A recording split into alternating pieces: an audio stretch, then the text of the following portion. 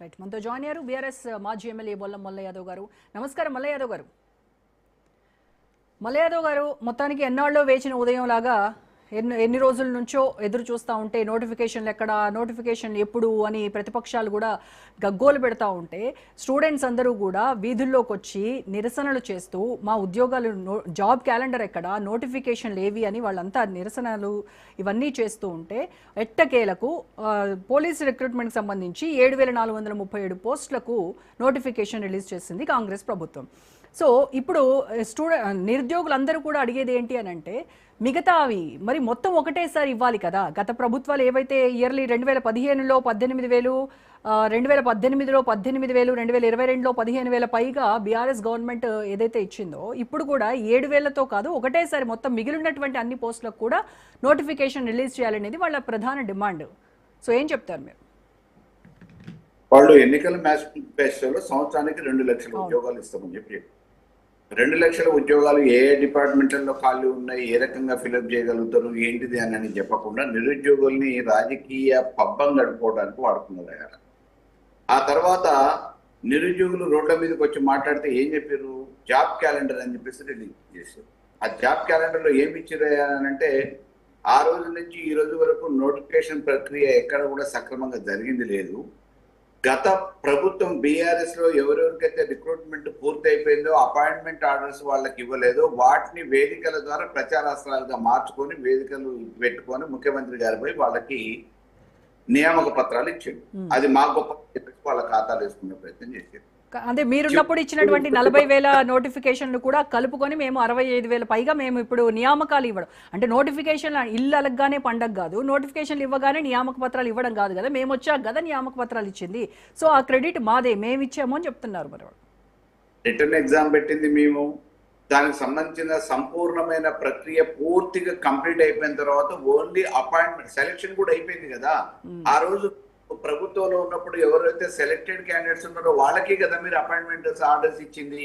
దాని మీద చర్చకి ఎక్కడంటే అక్కడ అసెంబ్లీ లాంటి అసెంబ్లీలో, బయట అంటే బయట వేదిక మీద మాట్లాడదాం, దానికి సంబంధించిన డీటెయిల్స్ అని మేము ఇస్తాం, మీరు కూడా ఇవ్వండి ఉందల్లా. మేమే ఈరోజు మీరు అడావుడిగా 7,000 చిల్లర పోలీస్ డిపార్ట్మెంట్లో ఉద్యోగాల కోసం నోటిఫికేషన్ ఇచ్చారు. ఆ 7,000లో సబ్ ఇన్స్పెక్టర్స్ ఎంతమంది, కానిస్టేబుల్స్ ఎంతమంది, హోమ్ గార్డ్స్ ఎంతమంది, ఏ పొజిషన్లలో ఎంతమంది అనే దాంతో పాటు ఈ రాష్ట్ర జనాభా ఎంత, రిటైర్ అయిన వాళ్ళు ఎంతమంది ఉన్నారు, ఖాళీలు ఉన్నాయి, ఈ జనాభాకు అనుగుణంగా మన ప్రాథమిక సూత్రాల ప్రకారం రాజ్యాంగం ప్రకారం ఎంతమంది జనాభాకి పోలీసు ఏ స్థాయిలలో ఉండాలి, దానికి అనుగుణంగా ఈ రోజు మీరు లాఠీ చార్జీలు ఏదైతే జేపీఆర్లో నిరుద్యోగులు రోడ్ల మీదకి వచ్చి ధర్నాలు చేస్తుంటే బీఆర్ఎస్ పార్టీ వాళ్ళు ప్రతిపక్షంగా నీళ్ల కోసం కొట్లాడుతుంటే వాళ్ళని అణిచివేయడానికి పోలీసు వ్యవస్థను ఏదైతే ఉపయోగించుకుంటారో ఆ పోలీస్ అన్న సంపూర్ణంగా ఉండటానికన్నా మీరు రిక్రూట్ చేయాలి కదా. మమ్మల్ని ప్రతిపక్షాలని అణిచివేయడానికి మొత్తం అంతా పోలీస్ శాఖ అంతా ఖాళీలన్నీ కూడా ఫిల్ చేసుకుంటే వాళ్ళకే మంచిదంటారు. వాళ్ళకి లాభం కదా. 7,000 మంది అంటే ఏ పర్సెంట్ ప్రకారమో అప్పటి నుంచి ఇప్పటి వరకు రిటైర్ అయిన వాళ్ళు ఎంతమంది, సస్పెండ్ అయిన వాళ్ళు ఎంతమంది, విధులలో ఉన్నవాళ్ళు ఎంతమంది, ఏ పోలీస్ స్టేషన్లో తీసుకొని అన్నిటికీ సంబంధించి ఒకటేసారి ఈ రాష్ట్ర జనాభా ప్రాతిపదికన రిక్రూట్మెంట్ చేయాల్సిన బాధ్యత ఉన్న ఈ ప్రభుత్వం నామమాత్రంగా చేతులు దులుపుకునే ప్రయత్నం ఎందుకు చేస్తుంది?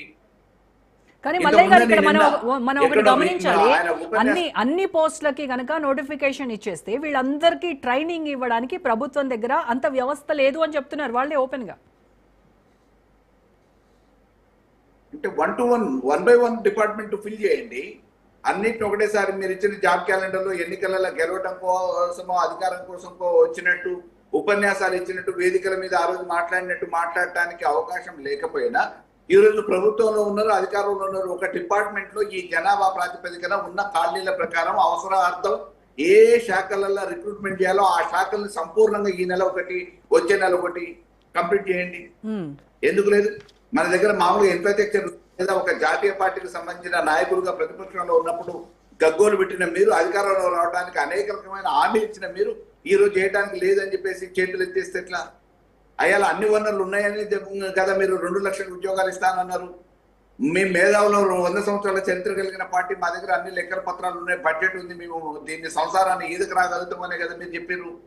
మాయమాటలు ఆఖరికి రాహుల్ గాంధీ గారిని అశోక్ నగర్ కూడా తీసుకొచ్చి నమ్మించారు కదా, ప్రియాంక రాహుల్ గాంధీ అందరిని తీసుకొచ్చి నమ్మించారు. దానికి అనుగుణంగా ఇవాళ నిరుద్యోగులు రోడ్ల మీదకి వస్తే తలకాయలు బాలు కొడుతున్నారు, ఈ బాలు కొడుతున్నారు.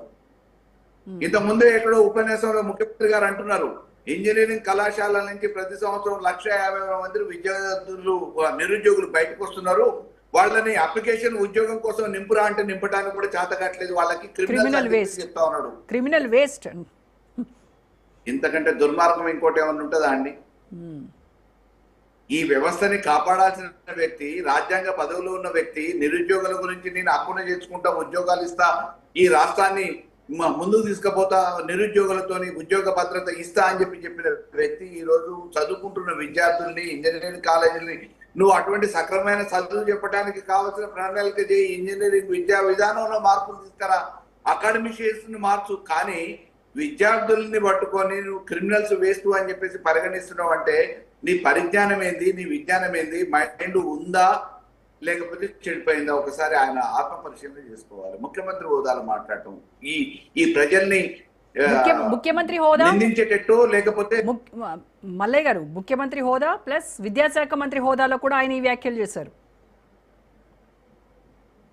ఇక అన్నిటికంటే మించిన ముఖ్యమంత్రి హోదాలో ఉన్న తర్వాత ఈ శాఖలు ఏమున్నా కానీ అంటే విద్యాశాఖ మంత్రిగా ఆయన మీద చాలా విమర్శలు వస్తూ ఉన్నాయి. విద్యాశాఖని మొత్తాన్ని ప్రక్షాళన చేయాలనేటువంటి ఇది కూడా నడుస్తూ ఉంటే ఆయన ఒక విద్యాశాఖ మంత్రిగా నేను రోజు తిట్లు తింటున్నాను, విద్యాశాఖ మంత్రిగా నేను ఎందుకు రాజీనామా చేయాలి, మీరందరూ డిమాండ్ చేస్తున్నారు కదా ఆయన రాజీనామా చేయాలని చెప్పి, ఎందుకు రాజీనామా చేయాలి, నేను ఈ విద్యా వ్యవస్థ కోసం నేను ఎంతో కష్టపడుతున్నాను, నేను రోజు తిట్లు తింటున్నాను అని చెప్పేసి ఆయన చాలా ఆవేదనగా మాట్లాడారు. వారు అధికారంలోకి వచ్చిన తర్వాత 3 అకాడమిక్ ఇయర్స్ స్టార్ట్ అయింది. ఈ 3 అకాడమిక్ ఇయర్స్లలో విద్యా విధానంలో మార్పు ఏమొచ్చింది? డ్రాప్ అవుట్స్ అయినాయి, పాఠశాలలు మూసేస్తా అని చెప్పిండు విద్యాశాఖ మంత్రిగా. మరి నామ్స్ ప్రకారము ఆడ విద్యార్థులు ఉన్నా లేకపోయినా పాఠశాలలు పెట్టి విద్యార్థులు చేర్పించి అక్షరాస్యత పెంచాలి, ఎడ్యుకేట్ చేయాలని చెప్పేసి ఒకవైపు మనకు రాజ్యాంగం ప్రజాస్వామ్యం చెప్తా ఉంటే ఆయన ఉన్న స్కూళ్ళను మూసేస్తా అని చెప్పేసి అన్నట్టు 4,000 స్కూళ్ళు మూసేయడానికి జీవోలు పాస్ చేస్తాడు. గురుకుల పాఠశాలల్లో కనీసం పురుగులందరినీ చచ్చిపోతా ఉంటే కనీసం పట్టించుకున్న నాదుడు లేడు, యూనిఫామ్ లేవు, కాంటిజెన్సీ లేదు, అనేక రకమైన అస్తవ్యస్తంగా విద్యా వ్యవస్థను తయారు చేసిన గనుడు నేటి ముఖ్యమంత్రి రేవంత్ రెడ్డి గారు. మళ్ళీ ఇంటిగ్రేటెడ్ స్కూల్స్ అని టెండర్స్, కాంట్రాక్టర్ల దగ్గర టెండర్లు కట్టి మేము బిల్డింగ్లు కడుతున్నాం అని అంటున్నాం, కానీ ఉన్న బిల్డింగ్లలో చదువు చెప్పడానికి ఉపాధ్యాయుల కొరత ఉంది, విద్యార్థుల కొరత ఉంది, దాని గురించి ఆలోచించట్లేదు. ఇంతకంటే దుర్మార్గం ఇంకోటి ఏమో. కానీ ఆయనేమో నేను నర్సరీ, ఎల్కేజీ, యూకేజీ ఇవన్నీ నేను ప్రమోట్ చేశాను అని చెప్తున్నారు, వాటిని ఇంట్రడ్యూస్ చేశాను, నర్సరీ నుంచి 12th గ్రేడ్ వరకు నేను బ్రేక్ఫాస్ట్ ఇచ్చి వాళ్ళకి ఇంత ఇది చేస్తూ ఉన్నాను, అందుకోసం నన్ను తొలగించాలా, అందుకోసం నేను రాజీనామా చేయాలా అని అడుగుతున్నారు. ఇంత బాగా పర్ఫామ్ చేస్తూ ఉంటే విద్యాశాఖ నుంచి నన్ను ఎందుకు తొలగించాలని అడుగుతున్నారు ప్రతిపక్షం. ఆయన గొప్పలు చెప్పుకొని నేను చేసినా అని చెప్పేసి రాత్రి ఊహించుకొని చేసేసినా అని చెప్పేసి వేదికల మీదకు పొద్దున వచ్చి ఉపన్యాసాలు ఇస్తే ఎట్లా? మేము అనేది విద్యా విధానంలో ఈరోజు వచ్చిన మార్పు ఏంది, మీరు ఏం తీసుకురాగలిగారు, ఎటువంటి పరిస్థితులలో ఈరోజు విద్యా వ్యవస్థ ఉంది, ఉన్న వాటిని కాపాడుకుంటూ కొత్త విధానాలను తీసుకురండి, మేమేం కాదనట్లే, స్వాగతిస్తాం. విధానాన్ని కుప్పకూలుస్తున్నారు కదా. ఉన్న విద్యా విధానం గురుకుల పాఠశాలలలో ఈరోజు తల్లిదండ్రులు పిల్లల్ని ఉంచాలనంటే భయపడే పరిస్థితికి వచ్చారు.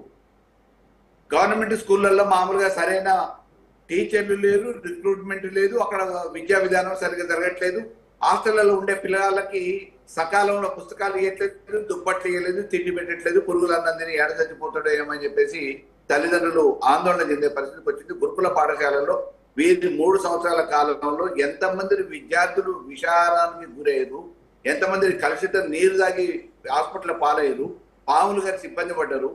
ఇవన్నీ మామూలుగా ఒకసారి గమనంలోకి తీసుకుంటే ఈ రోజు విద్యా విధానాన్ని కుప్పగూల్చి కార్పొరేట్ వ్యవస్థకి, నారాయణకి, చైతన్య కుప్పచెప్పడానికి ఆయన పరోక్షంగా వారి గురువు గారికి రుణం తీర్చుకోవడానికి ప్రయత్నం చేస్తున్నాడు. కానీ మల్లయ్య గారు మీరు అలా మాట్లాడుతున్నారు, ఆయనేమో టీచర్స్ని వాళ్ళ ఎడ్యుకేషన్ సిస్టంలో అప్గ్రేడ్ అవ్వడం కోసము విదేశీ స్టడీ టూర్లకే ఎవ్రీ ఇయర్ ఒక 10 to 15 మెంబర్స్ని పంపిస్తానని చెప్తున్నారు కదా.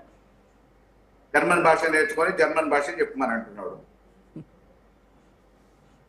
జర్మన్లో మామూలుగా దేశ విదేశాలలో రాణించాలంటే జర్మన్ భాష నేర్చుకోండి, జర్మన్ భాష మా పంతులు చెప్తారు అని అంటున్నారు. ఉన్న వాటికి విధానాన్నే కొనసాగించడానికి చేతనవ్వట్లేదు. ఈ రోజు దాన్నే కొనసాగించట్లేదు. కొత్త విధానాల పేరు మీద ఉన్న వ్యవస్థని నిర్వీర్యం చేసే ప్రయత్నాలలో ఈ రోజు ముఖ్యమంత్రి గారు ఉన్నారు. అది ముమ్మాటికి వాస్తవం. ఫీజు రియంబర్స్మెంట్ లేదు, స్కాలర్షిప్లు లేవు, నాణ్యమైన తిండి లేదు, చదువుకునే విద్యార్థులకు వంట మనుషులు మామూలుగా మధ్యాహ్న భోజనం పెట్టేటోళ్ళకి వంట సరుకులకి డబ్బులు ఇవ్వట్లేదు, వంట వండిన వాళ్ళకి జీతాలు లేవు. ఇటువంటి దుర్భరమైన పరిస్థితులలో దాన్ని పాలిస్తున్న ముఖ్యమంత్రి గారు ఒకసారి ఈ విద్యార్థి లోకం కోసం, నిరుద్యోగ లోకం కోసం ఆలోచించాలి. ఎంతసేపు మైక్ దొరికిందని ఉపన్యాసాలు ఇచ్చి మైకులు బాగొట్టేటట్టు గతంలో ఇచ్చిన హామీలు మాదిరిగానే ఇప్పుడు కూడా మేము అన్ని అధికారంలో రావడానికి చేస్తామన్నారు. ఇవాళ వచ్చిన తర్వాత మేము చేసేసినామని చెప్పి చెప్తా ఉన్నాం. ఇవాళ విద్యా వ్యవస్థను నిర్వీర్యం చేసారు, వ్యవసాయ రంగాన్ని నిర్వీర్యం చేసారు, అన్ని వ్యవస్థల్ని నిర్వీర్యం చేసిన మహాఘనత రేవంత్ రెడ్డి గారికి దక్కింది. రైట్ రైట్ మల్లయ్య గారు. రైట్, డిబేట్లో మరొక షార్ట్